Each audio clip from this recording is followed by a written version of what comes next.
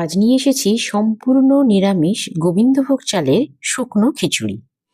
নমস্কার, আমি বনশ্রী। আমার শ্রীর রান্নাঘরে আপনাদের সকলকে জানাই সাদর আমন্ত্রণ।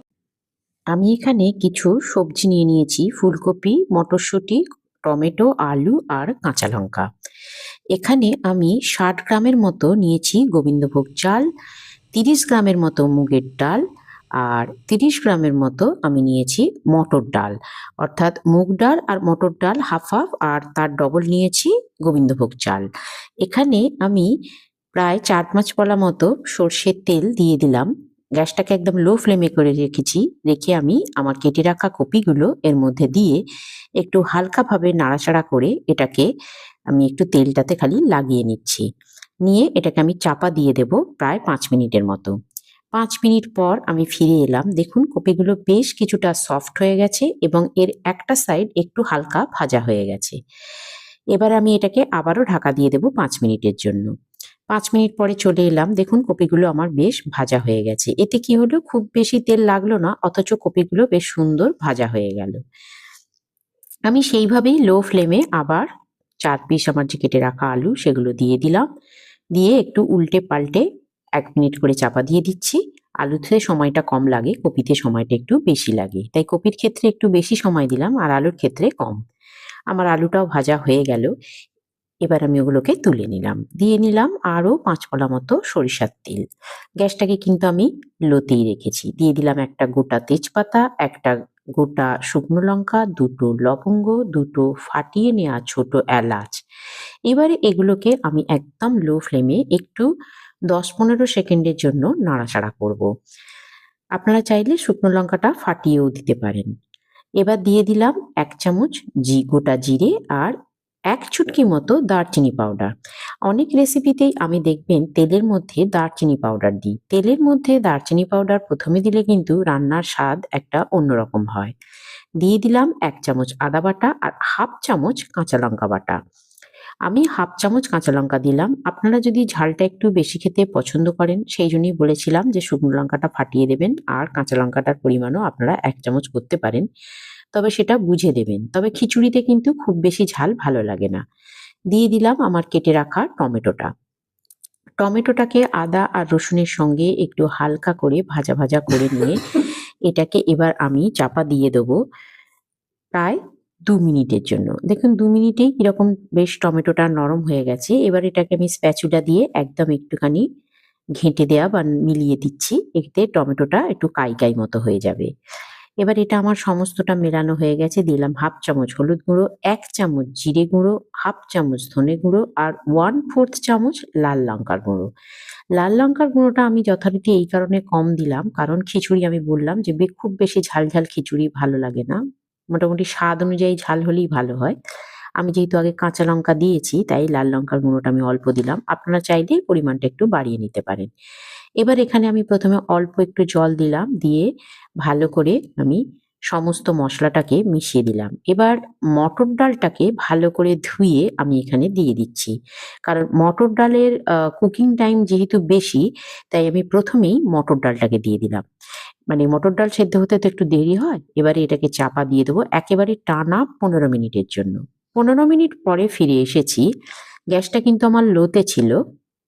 দেখুন আমার মটর ডাল ঠিক এই পর্যায়ে সেদ্ধ হয়েছে। মানে গোটা আছে, অথচ ভিতরে কিন্তু আর কোনো খিঁচ নেই। একদম ভিতরের খিঁচটা মিলিয়ে গেছে। এবারে আর এই পর্যায় পর্যন্ত কিন্তু মটর ডালটাকে একাকে সেদ্ধ করে নিতে হবে। দিয়ে দিলাম আমার আগে থেকে ভেজে রাখা ফুলকপিগুলো। ফুলকপিরও কুকিং টাইম একটু বেশি। ডাঁটাগুলো সেদ্ধ হতে চায় না, তাই ওটাকে চাপা দিয়ে আমি ২ মিনিটের জন্য রেখে দিলাম। ফুলকপিটা আমার দেয়া হয়ে ২ মিনিট হয়ে গেছে। এবারে আমি যে গোবিন্দভোগ চাল আর মুগের ডালটা নিয়েছিলাম সেটাকে খুব ভালো করে ২-৪ বার পরিষ্কার করে জলে ধুয়ে নিয়ে এর মধ্যে আমি একসাথে দিয়ে দিলাম। কারণ গোবিন্দভোগ চাল খুব তাড়াতাড়ি হয় আর মুগের ডালও সেই অনুযায়ী একসাথেই হয়ে যাবে। আর গোবিন্দভোগ চাল আর মুগের ডালটাকে ফুলকপি আর মসলার সাথে একটু ভালো করে মিশিয়ে দিলাম। দিয়ে আমি এখানে দিয়ে দেব বেশ মোটামুটি বেশ অনেকটা পরিমাণেই জলটা দেব। কিন্তু এই জলটা দেওয়ার সময় আপনারা দেখবেন কিভাবে দিচ্ছি। ১ম এ একটু অল্প জল দিলাম, দিয়ে একবার মিশিয়ে দেখে নেব। মানে খুব বেশি যেন জলটা না হয়। এই জলটার পরিমাপটা একটু বুঝে দিতে হবে। নাহলে কিন্তু খিচুড়ি একদম গলে যাবে আর তার স্বাদ মোটেও ভালো হবে না। আমি জলটা এইভাবে দিচ্ছি, দেখুন আমার কিন্তু কপিগুলো ডুববে না। আমি এমন জল দেব কপিগুলো কিন্তু আর্ধেক ডুবেছে। দিয়ে দিলাম আমার ভেজে রাখা আলু, আর দিয়ে দিলাম এক মুঠো মতো মটরশুঁটি, আর দিয়ে দিচ্ছি ১ চামচ কাশ্মীরি লাল লঙ্কার গুঁড়ো। এটা শুধুমাত্র রঙের জন্য দিলাম, যদি না দিতে চান স্কিপ করে যাবেন। এবার আমি এগুলোকে খুব ভালো করে মিশিয়ে দিয়ে চাপা দিয়ে দিলাম ১০ মিনিটের জন্য। ১০ মিনিট পর ফিরে এলাম, দেখুন আমার সমস্ত জলটা কি সুন্দর টেনেছে, মানে এমন জলটা টেনেছে যে চাল, ডাল, জল সব এক হয়ে গেছে। এইবারে আমি এখানে দিয়ে দিলাম স্বাদ অনুযায়ী নুন। আমি কিন্তু সমস্ত রেসিপিতে কোথাও নুনের ব্যবহার করিনি, দিয়ে দিলাম অল্প একটু চিনি। চিনির বদলে আপনারা গুঁড়ও দিতে পারেন। দিয়ে দিচ্ছি ২টো চেরা কাঁচা লঙ্কা, ১/২ চামচ ঘি। নুন যদি চাল ডালে আগে দেওয়া হয় তাহলে কিন্তু তার কুকিং টাইম অনেক বেশি বেড়ে যায় এবং রান্নার সময়টাও অনেকখানি বেশি হয়ে যায়। তাই চাল ডালের যে কোনো রেসিপি রান্না করার সময় আগে কিন্তু নুন দেবেন না, শেষে নুন দেবেন। দিয়ে দিলাম অল্প একটু গরম মশলা। আমি যেহেতু আগে গরম মশলা ফোড়নে দিয়েছি, তাই গরম মশলার গুঁড়োর পরিমাণটা একটু অল্প দিলাম, কারণ এটা তো 1 পট মিল।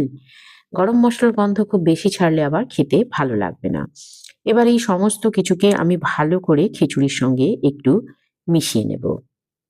রেসিপিটি কেমন লাগলো কমেন্টে আপনার মতামত জানাবেন। আপনার মতামত আমার কাছে অত্যন্ত গুরুত্বপূর্ণ। আর যদি রেসিপিটি ভালো লেগে থাকে তাহলে চ্যানেলটি লাইক, শেয়ার এবং সাবস্ক্রাইব করতে ভুলবেন না। এবার আমি এই সব কিছুকে অ্যাডজাস্ট হওয়ার জন্য আমি এই ১ মিনিটের মতো চাপা দিয়ে দেব। ১ মিনিট হয়ে গেছে, আমি ঢাকাটা খুলে নিয়েছি, গ্যাসটা অফ করে দিলাম। আমার রেস এই শক্ত খিচুড়ি একদম রেডি। এবার এটাকে আমি একটা প্লেটে সার্ভ করে নিচ্ছি।